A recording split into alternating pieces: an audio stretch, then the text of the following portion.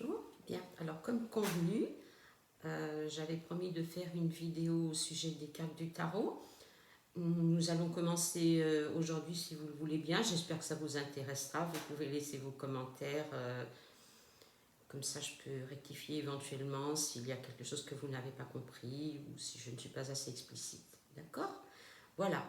Alors, je dois vous dire que j'utilise un tarot qui s'appelle Rider-Waite Tarot. Enfin, là, vous allez voir à l'envers, bien sûr. C'est un tarot qui ressemble au tarot de Marseille, à la différence près qu'il y a deux cartes qui sont inversées. C'est-à-dire le numéro 11 passe en numéro 8 et le numéro 8 passe en numéro 11. C'est-à-dire que la force et la justice sont inversées dans le tarot que j'utilise. Pourquoi j'utilise ce tarot par rapport au Marseille? J'ai commencé avec le Marseille, mais je trouvais que les cartes n'étaient pas assez parlantes pour moi. Les, les couleurs étaient trop brutes, à mon goût, hein, bien entendu. Chacun est comme il est, hein, voilà. Je ne discute pas les goûts de chacun, ce n'est pas mon propos. Donc voilà, je voulais vous dire également que l'interprétation des cartes du tarot est très personnelle. Chaque voyant, chaque médium, chaque personne a son interprétation et au fur et à mesure des années vont se faire leur propre interprétation. Une carte avec une autre, ça veut dire ça. Enfin voilà, vous verrez vous-même si vous arrivez jusqu'à la fin de mes vidéos que par la suite vous arriverez à vos propres conclusions. D'accord? Voilà, alors j'espère m'être bien fait entendre sur ce point, mais n'hésitez pas à revenir vers moi si vous n'avez pas compris. Alors, pour la carte numéro 1, il s'agit de la carte du magicien. Voilà. Alors, comme vous le voyez, le magicien, il a une position très spécifique. Il a un bras qui est vers le ciel et l'autre vers la terre. C'est-à-dire qu'il donne le pouvoir. Il donne le pouvoir sur la lecture du tarot et il donne le pouvoir à la personne qui consulte sur certaines choses. Alors, il faut savoir que dans toute interprétation, il y a plusieurs possibilités. Il y a toujours la possibilité du travail avec le bâton, comme vous voyez ici.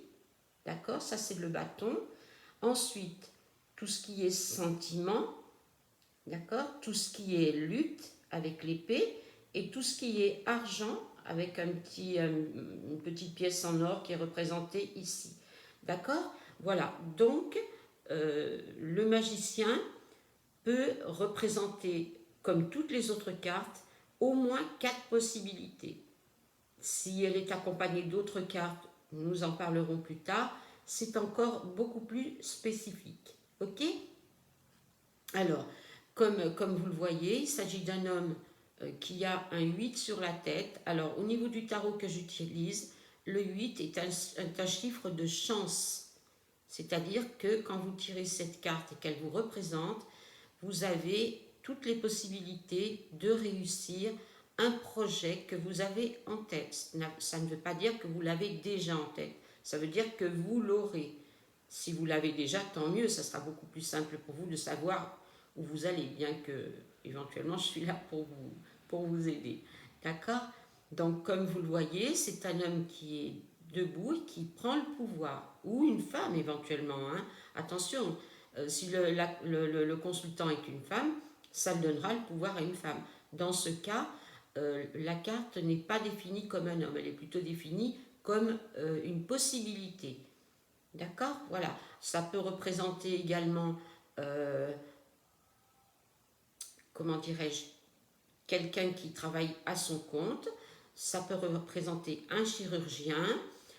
Ça peut représenter une jeune personne qui a beaucoup d'ambition et qui veut arriver à ses moyens. Alors après, la carte qui viendra avec définira plus ou moins comment cette personne doit s'y prendre.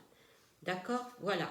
Donc déjà pour une carte, comme vous le voyez, c'est déjà pas mal. Vous pouvez toujours m'en référer par les commentaires s'il y a quelque chose que vous n'avez pas compris, que vous voulez que je sois plus explicite. C'est la première fois que je fais ça. Je le fais vraiment pour vous transmettre un savoir, parce que je pense que le savoir doit être partagé afin qu'il puisse évoluer. Puisque nous, quand nous sommes dans notre savoir, nous voyons ce que nous voulons voir. D'autres personnes peuvent voir d'autres choses et ouvrir d'autres horizons. D'accord? Alors, il est bien entendu que pour arriver à interpréter les cartes du tarot, il faut avoir un minimum d'intuition. On est bien d'accord. Si on n'a pas trop d'intuition, ça sera relativement difficile. Ça sera vraiment de la lecture au point par point et ça sera compliqué de faire une bonne lecture. Donc il faut quand même avoir des petits dons d'intuition, des petits dons de voyance, ou des petites choses comme ça, ou alors les cultiver. Peut-être que c'est quelque chose qui vous fait envie. Dans ces cas-là, il faut bien vous interroger et aller vers ce que vous voulez savoir. D'accord? Voilà, donc pour le magicien, je pense que c'est terminé. Alors comme vous le voyez, je n'ai pas pris mon jeu de cartes parce que le magicien de mon jeu de cartes est très très utilisé. Ce sont des cartes que j'utilise depuis 25 ans, donc au moins je voulais le montrer dans toute sa splendeur. D'accord? Voilà. Alors sachez bien qu'il porte le numéro 1 et le numéro 1 veut dire qu'il ouvre le tarot et qu'il donne le pouvoir au tarot. D'accord? Quand nous serons un petit peu plus loin dans les explications du tarot, je vous expliquerai ma façon de ranger mes cartes pour que mon tarot puisse me donner l'intuition. D'accord? Voilà. Allez, ça c'est pour le numéro 1. Alors maintenant, nous allons vers le numéro 2, qui est la papesse. Alors, la papesse, comme vous le voyez, c'est une femme. Alors, cette carte est un petit peu usée, je m'en excuse, mais comme je les aime, je préfère vous montrer ce que j'aime. D'accord? Ne m'en veuillez pas. Voilà, donc c'est la papesse, le numéro 2. Alors, le numéro 2 peut donner évidemment une notion de fusion de deux personnes, peut donner également la notion, parfois avec la carte qui l'accompagne, de rivalité entre deux femmes, de rivalité entre une femme et un homme, si c'est par rapport au travail. Enfin voilà, il y a des choses comme ça. La papesse est une femme de savoir. Comme vous voyez, elle a la lune à son pied, un croissant de lune à son pied. Dans sa main, elle tient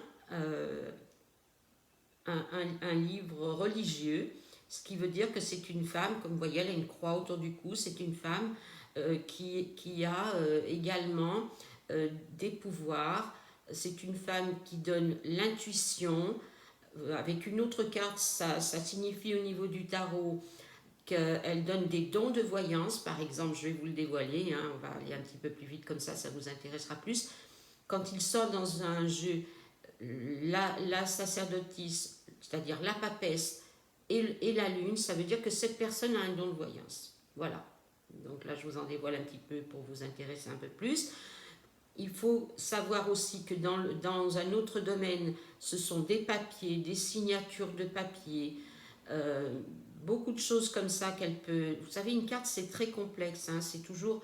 il ne faut pas oublier que les cartes ont un côté positif, et avec la carte qui est à côté, si la carte est négative, ça sera négatif. C'est-à-dire que si vous attendez des papiers, des signatures de papier, qui sort une carte négative à côté, ça veut dire que ou ça ne se fera pas, ou ça sera plus long. Voilà. Toutes les cartes sont comme ça. Hein. Si une carte négative sort à côté, il y a des gens qui utilisent le tarot avec les cartes à l'endroit et à l'envers en les mélangeant. Moi, je les sors tout à l'endroit et je vérifie où sont placées les cartes négatives pour voir si ma carte est négative ou positive. Voilà, ça aussi c'est un point que j'avais oublié de souligner. Vous voyez, comme quoi je ne suis pas habituée vraiment à faire des cours de tarot. Donc, comme vous le voyez, cette papesse, c'est une femme qui est plutôt sage. Elle représente normalement une personne mince, d'accord, plutôt sentimentale, qui ouvre le droit à l'illusion, à la perception, à tout ce qui est idéal. Mais attention, en sens inverse, elle peut être également très négative, parce que tout ce qui représente la lune en sens inverse, relativement négatif. D'accord? Voilà, donc cette papesse, elle donne beaucoup à parler d'elle également. Il y a peut-être d'autres choses qui viendront quand on fera au niveau des cartes les associations. Pour l'instant, avec ça, vous pouvez quand même vous débrouiller. D'accord? Voilà. Alors maintenant, on va passer à une autre carte qui est aussi une femme, qui est l'impératrice. Alors l'impératrice, comme vous le voyez, elle a un sceptre dans les mains. C'est une femme normalement qui est plutôt dominante. Hein. Je ne dis pas que ça soit mal, je dis simplement qu'elle a un caractère beaucoup plus affirmé. La papesse, c'est plus en douceur, l'impératrice, c'est plus en force. Elle représente également l'image maternelle, accompagnée d'autres femmes, d'autres cartes, pardon. Elle peut désigner une femme qui attend un enfant. Voilà, je vous le dis parce que, par exemple, avec le soleil, c'est normalement une femme qui attend un enfant. Comme vous voyez, les cartes, entre elles, elles s'associent et elles donnent différentes choses. Alors, ça peut désigner une femme d'affaires qui a beaucoup de pouvoir au niveau des affaires. Elle est très forte. Le chiffre 3 représente également la dualité, c'est-à-dire il y a 3 personnes. Donc, ça peut être mauvais, surtout au niveau des sentiments. Il faut faire attention. Accompagné d'une autre carte, ça peut laisser présager des trahisons ou des choses comme ça. Tout n'est pas positif dans le tarot, contrairement à ce qu'on peut croire. Hein. Il y a aussi des choses négatives. Ce n'est pas parce que je suis souvent positive. Entre parenthèses, je dis toujours les petites choses négatives avec beaucoup de douceur, parce que je pense qu'on peut annoncer les choses d'une façon quand même assez simple. Alors, comme vous le voyez, elle est assise, ce qui représente une femme qui peut souffrir du dos ou des jambes. Ça, c'est au niveau santé. D'accord? Alors, au niveau d'argent, c'est une femme qui sait prendre des décisions pour gagner de l'argent et qui peut être ambitieuse à ce niveau-là. Parfois, il peut s'agir aussi d'une femme qui donne de l'argent en fonction de la carte qui l'accompagne. Ça, c'est souvent au niveau familial. Une femme qui est assez généreuse, comme vous le voyez, elle peut être très dure et elle peut être très généreuse, en fonction, bien entendu, de ce que mettront les cartes. Ok? Alors, ce que j'ai oublié de vous dire, et je vous prie de m'en excuser, c'est que normalement, on utilise les 22 arcanes majeurs du tarot pour faire un jeu. Parce que autrement, il y a 78 cartes, et vous pensez bien que 78 cartes, c'est quand même beaucoup. Beaucoup d'entre nous pensent que les 22 arcanes sont suffisants. Les 22 arcanes vont du chiffre 0 au chiffre 21. C'est pour ça qu'il y en a 22. D'accord? Voilà. Alors le chiffre 22 également, c'est un chiffre stable, 2, 2, vous voyez, donc voilà. Ça, on en reparlera un petit peu plus tard également, parce qu'autrement, ma vidéo va être trop longue et je n'aime pas trop ça, je n'aime pas lasser les gens. D'accord? Donc, pour aujourd'hui, je pense qu'on va en rester là. La prochaine fois, je n'aurai pas trop de préambule à faire, donc la vidéo ne parlera que des cartes. Comme je vous l'ai dit, n'hésitez pas à vous abonner pour me suivre. J'espère que bientôt YouTube me donnera l'autorisation de faire des consultations en direct. Comme ça, vous pourrez éventuellement vous mettre en ligne, poser vos questions et je pourrai vous répondre directement. Ça, j'aimerais beaucoup le faire. J'essaie de me diversifier. Je crois que c'est important pour moi et pour vous essentiellement. N'hésitez pas à me rejoindre, n'hésitez pas à vous abonner, à mettre des petits likes, ça me fait très plaisir parce que je vois que vous êtes contents. Souvent, on oublie de le faire. Moi-même, quand je regarde des vidéos, parfois j'oublie de mettre un petit like. D'accord? Voilà. Bien, ceci dit, je vais vous souhaiter un bon week-end. J'espère que ma vidéo vous aura plu. Et puis, si vraiment je vois que vous êtes intéressé, que vous regardez beaucoup cette vidéo, je poursuivrai. Mais dans tout état de cause, je vais continuer jusqu'au 22, hein, ne vous inquiétez pas. D'accord? Voilà, je vous embrasse tous, à bientôt et merci de votre confiance. Au revoir.